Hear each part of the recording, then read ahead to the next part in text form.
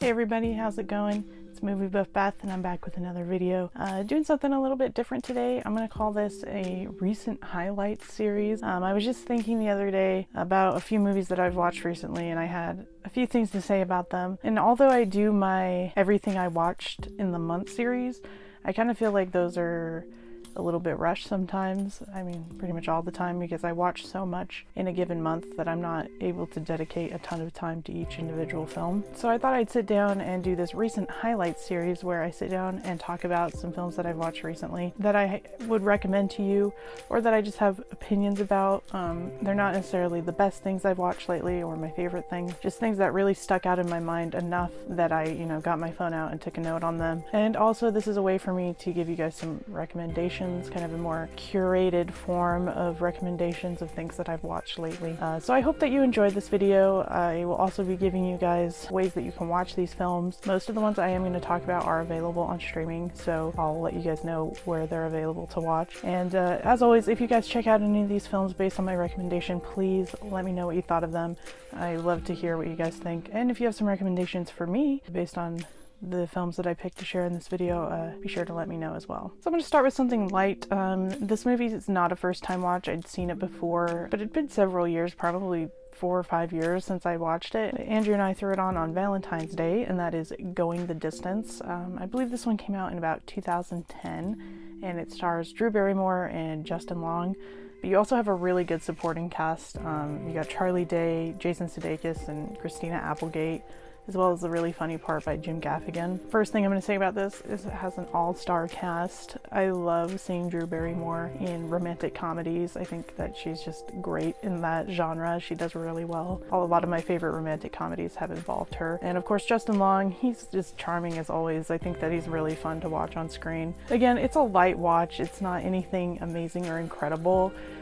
But I feel like it's a rom-com that's not talked about enough, and I did recommend several rom-coms in a recent video. I'll link that above, but this one I didn't mention because, again, it's been years since I last watched it. But there's some really legitimately funny lines and really quotable lines in this movie. There was even a part that I had to pause it and rewind it to watch it again because it was just so funny. And the chemistry between the cast is awesome. Basically, Drew Barrymore and Justin Long, they meet on an off chance shortly before Drew Barrymore is planning to return to her home in San Francisco. They meet in New York City. They just decide, well, we're not going to pursue a relationship because Drew Barrymore's moving. But then they kind of fall head over heels for each other and decide to pursue a long distance relationship. And obviously these kinds of relationships provide a lot of struggles for people and a lot of difficult situations. And I think this movie does a really good job of making light of a difficult situation in relationships. And again, the cast is so solid and just lots of really funny quotable lines. So if you guys are interested in checking this out, of course it's available on Blu-ray, but you can also check it out on HBO Max. I checked all of these within the last week, so hopefully they are still available when I post this video. But if you're just looking for a light, fun rom-com, look no further than Going the Distance. It's a lot of fun, and if you like the cast, there's a pretty good chance you will enjoy this one. Alright, so the next thing I want to talk about is not actually a single film, but rather a filmography of a filmmaker that over the last couple weeks I've really began to fall in love with, and that is Celine Dion. Hopefully I'm saying her name correctly. I'm terrible at this, but she is a French director, probably best known for her most recent film, which is Portrait of a Lady on Fire.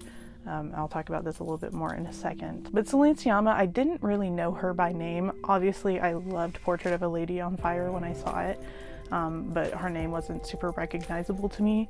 However, looking back on her filmography, I realized that I've heard of all of her films before in one way or another. She only has 4 films, 4 feature-length films. Besides Portrait of a Lady on Fire, I watched all 3 of them in the last 2 weeks or so. And I almost accidentally, honestly, they were all just films that I wanted to see. The first one that I watched of hers is a film called Tomboy. This movie I'd heard a lot about over the years, and it had always been on my radar just because the plot sounded so interesting to me. And I love slice of life, coming of age character studies. And then I don't know, I was on IMDb looking something up, and I had just recently gotten this Blu-ray in the mail, and I noticed her name, and I was like, that sounds familiar. So I looked at her filmography, and I was like, wow, she's the one that made Portrait of a Lady on Fire. No wonder I'm so interested in this film, because I absolutely loved Portrait. And then I looked at her other two films, Water Lilies and Girlhood, and I was like, those have been on my watch list as well. So just kind of coincidentally had all been on my radar. But I talked about this in our last haul video. This is a German Blu-ray release of Tomboy.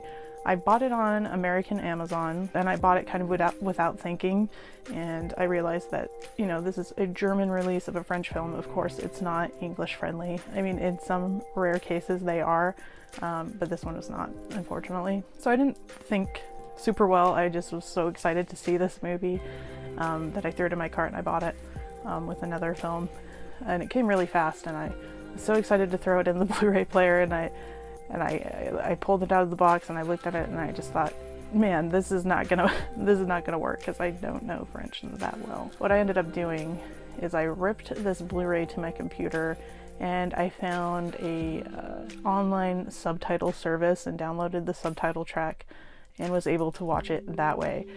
So thankfully I was still able to watch it. It was a little difficult, but I was able to watch it. So if you guys are looking to pick this movie up, I don't recommend the German release unless you know French well enough that you can watch it without subtitles. But anyways, that was a long tangent to explain that this is an unwatchable Blu-ray, but a very watchable film. But this film follows a young girl who is kind of struggling with her gender identity, but she ends up moving to a new area. I believe she moves to a new area and meets this new group of friends, and they just kind of assume that she's a boy. I mean, looking at her, you can't really tell, and she's very young. I think she's 11. So, you know, just looking at her, you can't totally tell if she's a boy or a girl, but she presents herself in a way that makes her look a little bit more like a boy. And so this group of friends just assumes that she's a boy, and she just goes along with it and says her name is Miguel, and just presents herself to this new group of friends as a boy, and she comes to really enjoy this experience. So basically this is just her experiencing things with the presentation of her transgender identity, and I thought it was really interesting.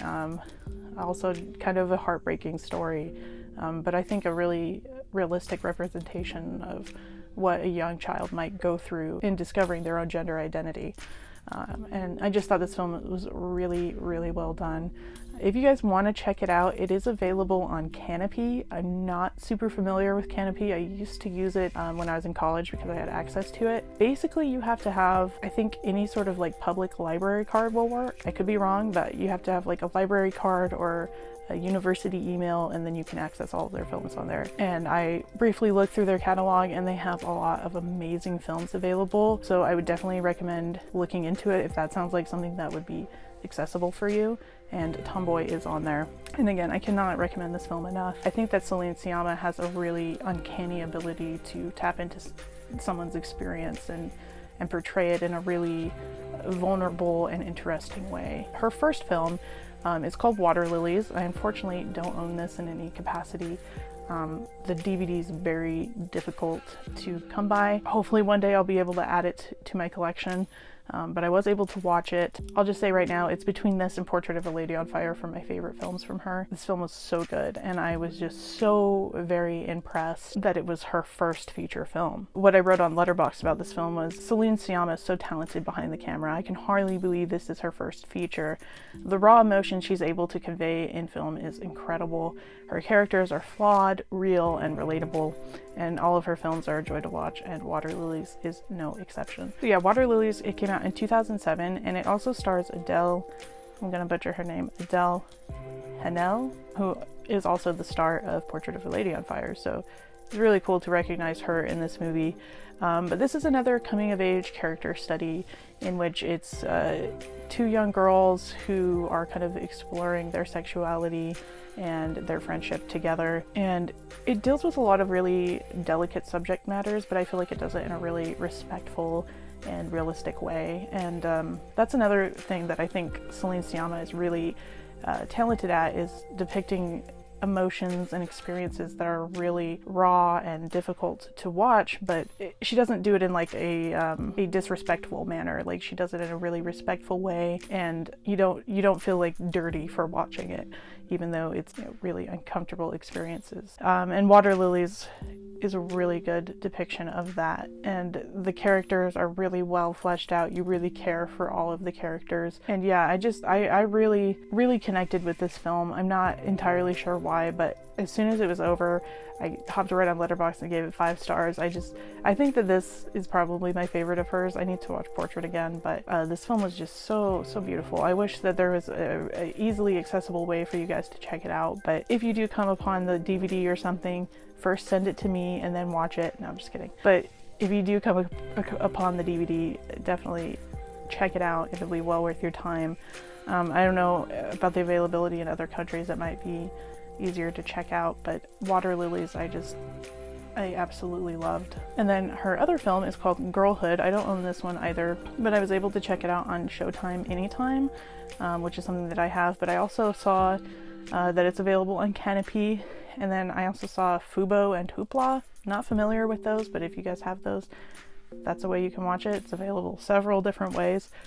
This is just another really good coming of age film that really, again, just pulls on raw emotion and difficult experiences, and you just really feel for the characters. Just so good. I loved Girlhood as well. I'd probably give Tomboy and Girlhood 4.5 out of 5, and then Water Lilies and Portrait of a Lady on Fire 5 out of 5. And again, of course, she directed the beautiful Portrait of a Lady on Fire.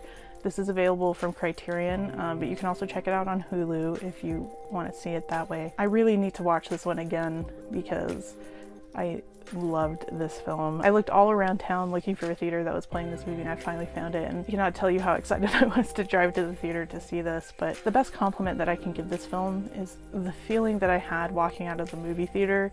It stuck with me far after I left. It was just such a beautiful experience, and I love films that just, you know, they just insert themselves into your mind and into your memory and are just there for you to think about. I'm not sure why I haven't watched it again recently, because, you know, I've been so into her other films in her filmography, but it's definitely on my rewatch list right now, and hopefully I can give you a more proper review of this release from Criterion. But all I can say about Celine Dion is she is just a fantastic director, easily one of my favorites now, and all of her films are well worth a watch. So please go check them out. Alrighty, next one I'm going to talk to you about. This is a film that I watched on Amazon Prime, but I enjoyed it so much I immediately went on Amazon and bought the Blu-ray, and that is Hope Gap. This stars Annette Bening, Bill Nighy, and Josh O'Connor. And this is basically a character study slice of life film. Again, I obviously really like these. About an older couple played by Annette Bening and Bill Nighy, who are seemingly happy, seemingly have a good marriage, but then suddenly Bill Nighy just wakes up one morning and says, "I'm leaving." You know, unbeknownst to Annette Bening's character, he was very unhappy in the marriage. You know, in the first few scenes of the film, it's pretty clear to the viewer because, you know, you have this omniscient point of view in which you're seeing these characters. And Josh O'Connor plays their son, and he comes home for a weekend, and he finds out that his dad has invited him home to be there as a support for his mom because he's leaving the family. Such a beautiful film. One thing I have to say about it is the score was beautiful, the cinematography was beautiful, the setting that it takes place in was beautiful, a real visual treat, and the performances were just wonderful. I mean, looking at this cast, how could you be surprised by that? But I think this is probably one of my favorite Annette Bening performances. She's just so vulnerable and real in this performance. A widow has so much more status than a left woman. I could put flowers on your grave and remember all the good times we had. I mean, I honestly forgot that I was even watching Annette Bening on screen. I just really felt like I was watching her character go through these emotions. You know, she doesn't handle it with dignity, which I really appreciated, because who would really be able to handle this kind of situation perfectly? It's something that's just thrown at you and you're unprepared for it. You think your marriage is perfect, or you think your marriage is working, and all of a sudden your partner leaves you. I mean, you'd be very taken aback, and I think that Annette Bening did a fantastic job of giving a very real performance. And Josh O'Connor is an actor that I've really come to enjoy. I first saw him in God's Own Country, which I just picked up on Blu-ray, so I'm really looking forward to watching again. It's another one that I'd highly, highly recommend, and I was just amazed by him. So when I put this movie on and I saw that he was in it, I was really excited. I was like, oh hey, it's the guy from God's Own Country. But yeah, he's just a great actor. This movie's no exception. He's really great in it. And another one I would recommend, it's called Only You. I actually watched it on Tubi. It's an app that you can, if you've never heard of it, it's an app that you can watch tons of free movies on. You just have to watch a few ads. And I'll talk about Only You a little bit more in my Everything I Watch video, but I really, really enjoyed that film as well. But yeah, Hope Gap, beautifully shot, wonderful score, wonderful performances, just well worth your time. And again, it's available on Amazon Prime, and I checked this morning, it looks like it's also on Hulu if you have Hulu, so yeah. And then you can also pick up this Blu-ray. It was put out by Screen Media. I think it was like 20 bucks on Amazon. I mean, honestly, I would check it out first, see if it's, you know, up your alley, but definitely pick it up if you enjoy it. It's just a beautiful film, and another one that, you know, just the experience of watching it has really, really stuck with me, and it was a really profound watch that I enjoyed a lot. Yes, well, I've moved on from that. The thing about unhappiness is, after a while, it stops being interesting. And to break it up a little bit, the next thing I'm going to talk about is actually a mini-series. It's available on HBO Max. I just watched it yesterday morning and really enjoyed it and decided I had to talk about it in this video. And it's called It's a Sin. Again, it's available on HBO Max for you guys to check out. And basically, this is a miniseries that chronicles the lives of 4 friends during the 1980s, which is a decade where lots was happening in the rise of AIDS and kind of their experience with it. Wow, this was a really well done miniseries. It's 5 episodes. They're about 40 to 45 minutes each. It was an easy binge for me. I woke up, threw it on, and finished it by 10 a.m. But yeah, it was really, really well done. I'd been hearing things about it, and I was like, okay, I've heard enough good things about this that I need to watch it. And yeah, the performances were wonderful. It just felt so real. Like, I just felt like a fly on the wall, and these were real people, and you were experiencing their growth individually as well as a group of friends, and also their experiences throughout the AIDS epidemic that took place between 1981 and 1992, I think, is when the series ends. But yeah, so well done. It'll break your heart, I will tell you that. Several points in the series where I almost had to pause it because the tears were running, but it's so well done, and definitely worth a watch. I really do enjoy watching films about the experiences of people surrounding the AIDS epidemic. I think that it's a really fascinating subject matter, but also really heartbreaking. And some films I would recommend that kind of fall into this subject matter would be Buddies, which is put out by Vinegar Syndrome, and then also The Normal Heart, which is an HBO original from a few years back. They're also really well done films that deal with AIDS. But yeah, just a fantastic miniseries. It's between 4.5 and 5 stars for me, honestly. I really loved this. Okay, and I have 2 more things to talk to you guys about, and then I'll let you go. The next thing is an Amazon original, obviously available on Amazon Prime, and it is also a 2021 film, and that is The Map of Tiny Perfect Things.